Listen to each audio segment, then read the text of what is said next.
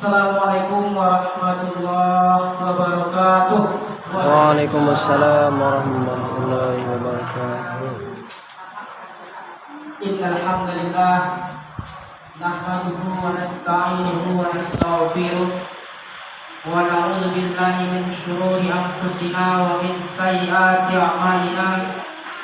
May yahdihillahu fala mudilla lahu wa ma yudlilhu fala hadiya lahu.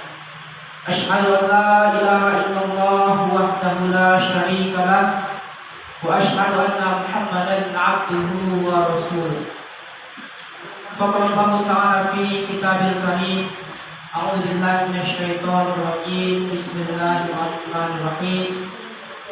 Ya ayyuhalladzina amanu kutiba 'alaikumus shiyam kama kutiba 'alal ladzina min qablikum la'allakum tattaqun. Shadaqallahul azim. Bapak Ibu jamaah sholat tarawih yang kami cintai, pertama kembali kita bersyukur kepada Allah Subhanahu wa taala Rabbul Alamin yang senantiasa memberikan kepada kita kesempatan yang dimana malam kedua Ramadan kali ini kita masih diberikan Allah Subhanahu wa taala kesempatan untuk senantiasa menambah amal ibadah kita kepada Allah Subhanahu wa taala. Tentunya dengan harapan kita adalah semua dosa-dosa kita, apapun yang kita perbuat, tentunya amal-amal kebaikan senantiasa diberikan ganjaran yang banyak di sisi Allah Subhanahu wa taala. Amin ya rabbal alamin. Kemudian salawat dan salam kepada junjungan kita baginda Nabi Muhammad Rasulullah sallallahu alaihi wasallam dengan ucapan Allahumma shalli ala Muhammad wa ala ali Muhammad. Bapak Ibu yang kami hormati, topik pembicaraan kita pada malam hari ini adalah dahsyatnya bulan suci Ramadan. Bapak Ibu yang kami hormati, kita mengetahui bahwasanya dalam satu tahun itu ada namanya satu bulan. Di antara 12 bulan itu ada satu bulan, yaitu bulan suci Ramadan, yang tentunya kita diwajibkan oleh Allah Subhanahu wa taala untuk berpuasa. Tentunya setelah kita memahami itu, kita memahami bahwasanya di bulan suci Ramadan ini Allah berikan kesempatan kita untuk senantiasa menambah amal ibadah kita. Tentunya dengan pengharapan kita adalah mendapat maghfirah atau ampunan dari Allah Subhanahu wa taala. Seperti yang kami sebutkan tadi, firman Allah Subhanahu wa taala menyatakan bahwasanya wahai orang-orang yang beriman. Jadi Allah Subhanahu wa taala, Bapak Ibu, menghimbau, mengajak orang-orang yang beriman. Kenapa demikian? Karena memang untuk berpuasa ini hanya untuk orang-orang yang beriman saja yang bisa melaksanakan puasa ini. Tidak Allah Subhanahu wa taala panggil ya ayyuhan nas, atau secara global saja, secara umum saja, secara manusia, tidak. Karena memang melaksanakan puasa itu butuh kesabaran, ketabahan yang harus kita persiapkan.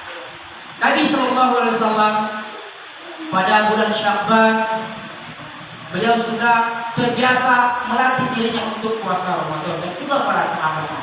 Untuk apa? Tentunya untuk bisa nanti masuk di bulan suci Ramadan pada saat ini seperti kita sekarang, tentunya sudah terbiasa melaksanakan puasa. Bapak Ibu yang kami hormati, coba kita perhatikan, pasti akan berbeda orang yang terbiasa puasa sunnah dengan orang yang tidak terbiasa puasa sunnah itu pada saat bulan suci Ramadan. Kita lihat saja bagaimana raut wajah orang yang berpuasa pada bulan suci Ramadan. Coba kita lihat, tadi kita sudah melaksanakan satu hari puasa Ramadan. Saya melihat dari saya sendiri dekat saya, banyak kita lihat teman-teman kita murung saja. Sepertinya seperti dia saja yang berpuasa pada bulan suci Ramadan. Cuma dia sendiri saja yang berpuasa, seperti itu nampaknya. Artinya memang karena kita itu tidak terbiasa puasa sunnah. Kenapa demikian? Kita tidak terbiasa puasa sunnah itu, kita akan kewalahan untuk melaksanakan puasa Ramadan. Bapak Ibu yang kami hormati, jadi sebenarnya kita sudah berdoa kepada Allah Subhanahu wa taala seperti doa kita di bulan Sya'ban, Allahumma balikna Rajab wa Sya'ban wa balikna Ramadan. Itu doa kita. Alhamdulillah pada saat ini Allah Subhanahu wa taala memberikan kesempatan kepada kita untuk berpuasa di bulan suci Ramadan yang tentunya tidak dimiliki oleh saudara-saudara kita. Coba kita lihat, mungkin di sini Bapak Ibu ada mungkin di antara kita sadonyo anggota keluarga kita yang sekarang ini, dia tidak lagi ikut bersama kita untuk melaksanakan puasa Ramadan ataupun melaksanakan sholat tarawih bersama. Kemana mereka? Mereka dipanggil oleh Allah Subhanahu wa taala. Kenapa demikian? Rezekinya sudah habis, ajalnya sudah tiba, umurnya sudah habis. Tetapi kita sekarang yang di sini, kita adalah pilihan Allah Subhanahu wa taala. Kita sudah dipilih oleh Allah Subhanahu wa taala untuk mengikuti bulan suci Ramadan ini. Tentunya kita maksimalkan amal ibadah kita, baik itu sholat sunnahnya, tadarus Al-Qur'annya, sedekahnya, dan lain sebagainya. Yang mana kata Nabi sallallahu alaihi wasallam, qad ta'ajjalakum, Nabi sallallahu alaihi wasallam mengatakan bahwasanya di bulan suci Ramadan ini bulan yang penuh ampunan dan bulan penuh kebaikan. Hadis riwayat Ahmad. Artinya adalah di bulan suci Ramadan ini adalah ajang atau wadah kita untuk selalu memperbaiki diri kita. Yang mungkin bulan Syawal atau bulan sebelum-sebelumnya kita mungkin belum baik. Amal ibadah kita, sholat kita mungkin masih ada yang tertinggal. Atau mungkin kita sebagai orang tua masih membiarkan anak-anak kita tidak sholat. Anak perempuan kita biarkan tidak memakai hijab. Atau anak laki-laki kita biarkan saja meninggalkan apa yang disyariatkan oleh Allah Subhanahu wa taala. Bukankah Allah Subhanahu wa taala mengatakan, ya ayyuhalladzina amanu qu anfusakum wa ahlikum nar. Artinya adalah, wahai orang-orang yang beriman, jagalah dirimu dan keluargamu dari siksa api neraka. Kenapa demikian? Ini tentunya Allah sampaikan kepada diri kita dulu. Coba kalau kita perlihatkan kepada keluarga. Tentunya yang menjadi pemimpin di keluarga itu adalah seorang ayah.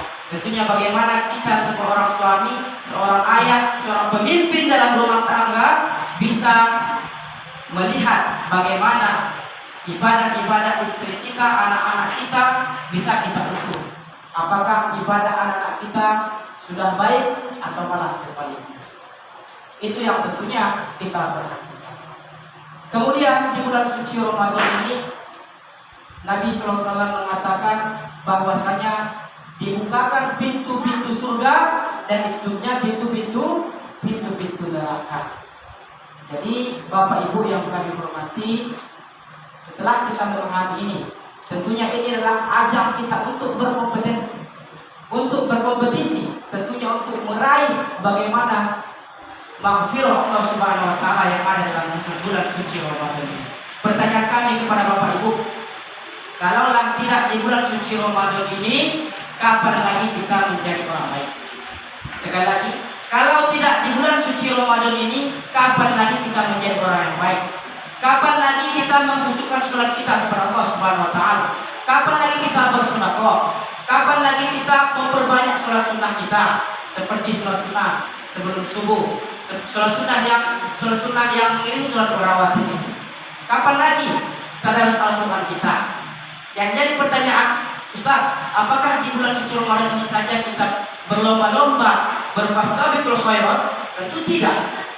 Artinya adalah kata Nabi SAW, bulan suci Ramadan itu adalah madrasah orang-orang yang bertakwa, sekolah orang-orang yang bertakwa. Jadi di bulan suci Ramadan ini kita belajar bagaimana kita mengumpulkan bekal kita, kebaikan-kebaikan kita, banyak sedekah, sholat sunnah terbiasa, puasa terbiasa. Nantinya setelah Syawal, bulan-bulan selanjutnya kita sudah terbiasa melakukan ibadah-ibadah yang sudah kita biasakan di bulan suci Ramadan. Jamaah tarawih yang yang kami hormati. Kemudian apa yang perlu kita garis bawahi di bulan suci Ramadan ini? Di bulan suci Ramadan ini Allah Subhanahu wa taala memberikan keluasan kepada kita untuk bisa memperbanyak amalan-amalan kita.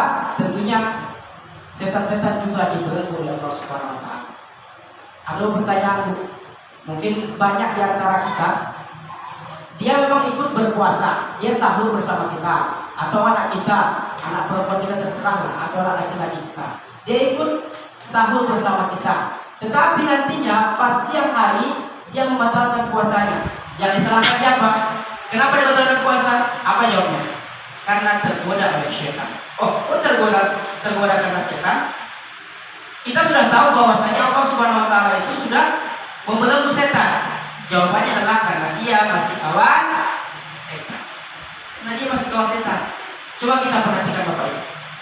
Setan itu kalau kita tidak membatalkan puasa, kita puasa nih, kita puasa sekarang. Disuruhnya kita membatalkan puasa. Kalau kita tidak membatalkan puasa, apakah dia datang ke depan kita mencari kita, batalkan puasa? Apakah begitu? Tentu tidak. Itu cuma kita berusaha bagaimana kita tidak untuk mengikuti apa yang dibisikkan oleh setan itu. Kalau dia bisikkan, nggak usah sholat tarawih, nggak perlu sholat tarawih itu. Kita tinggalkan apa yang terbisik-bisik di telinga kita. Kita berusaha untuk mendatangi masjid mushola untuk sholat tarawih. Begitu kurang lebih Bapak Ibu yang Allah Subhanahu wa taala. Ada yang perlu kami sampaikan Bapak Ibu yang dirahmati Allah Subhanahu wa taala, tentunya menjadi iktibar pembelajaran kepada kita semua. Banyak nantinya pada sekarang ini kan masih di awal-awal Ramadan, alhamdulillahirobbilalamin, kita masih banyak, kita masih sab-sab sholat kita masih rapat, belum ada yang kosong-kosong. Tetapi kalau 10 terakhir Ramadan kita akan melihat bagaimana jamaah-jamaah kita, jangankan di musola kita, itu masih kesedihan juga begitu. Sudah ada yang pergi beli apapun dibeli. Artinya apa? Hukum dunianya masih tinggi, cinta dunianya masih tinggi. Jadi Bapak Ibu yang dirahmati Allah Subhanahu wa taala, coba kita perhatikan. Ada kemarin Allah Subhanahu wa taala mendatangkan banjir dan longsor di Nusa Tenggara. Coba kita lihat. Kadang banyak orang di antara kita, mungkin kita sendiri berbangga-bangga di mana di suatu perusahaan, di situ kita bekerja, apapun jabatan kita berbangga di situ. Tapi setelah datang azab Allah Subhanahu wa taala, datang pun pada lain sebagainya, kita berlari dari situ. Tidak ada yang mau tinggal di situ. Kenapa? Sedikit saja datang dari Allah Subhanahu wa taala peringatan, kita sudah meninggalkan dunia. Cuma kita renungi. Jadi yang kekal adalah amalan akhirat kita. Makanya di bulan suci Ramadan ini, mari sama-sama kita maksimalkan amal ibadah kita. Kita buatkan program kita, kurikulum kita buatkan. Contohnya di bulan suci Ramadan kemarin kita masih membaca Al-Qurannya, cuma baca saja, belum ditandai, belum dibuatkan jadwalnya. Tetapi pada bulan suci Ramadan ini, mari sama-sama kita buatkan programnya. Kalau kita sebagai ayah di rumah, coba kita buatkan apa yang perlu kita perbuatkan dan anak-anak kita, keluarga kita yang harus kita capai di bulan suci Ramadan. Sedekahnya, Bapak Ibu yang dirahmati Allah Subhanahu wa taala, ada sebuah kisah yang mungkin nanti menginspirasi kepada kita semua. Ada seorang yang mengidap penyakit yang memang divonis oleh dokter tidak lama lagi hidupnya. Artinya 2 bulan lagi akan meninggal dunia. Tetapi pada Allah ada TKI, tenaga kerja Indonesia, datang. Ini ceritanya di negara timur sana. Jadi Bapak Ibu yang dirahmati Allah Subhanahu wa taala, TKI itu seperti biasanya bekerja seperti layaknya orang, membantu dan lain sebagainya. Hari demi hari diperhatikan oleh majikan ini yang sakit tadi, yang divonis oleh dokternya 2 bulan lagi umurnya. Dia melihat si TKI ini, pekerjaannya ini sering masuk ke kamar mandi, lama di kamar mandi.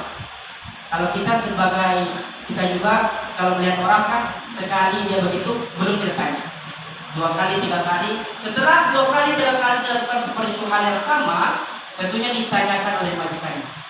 Kenapa kamu lah sehari-hari ini saya perhatikan, hari demi hari saya perhatikan kamu sering lama di kamar mandi. Kenapa demikian? Lalu apa jawaban dari pembantunya ini? Jawabannya adalah, wahai majikanku, saya lama di kamar mandi itu, saya itu mengeluarkan air susu saya. Kenapa demikian? Sebelum saya berangkat di sini, saya melahirkan di negara saya Indonesia, melahirkan di situ, dan karena ekonomi ini harus berangkat, udah diambil, udah diurus paspornya dan sebagainya, harus berangkat. Jadi tinggalkan anak.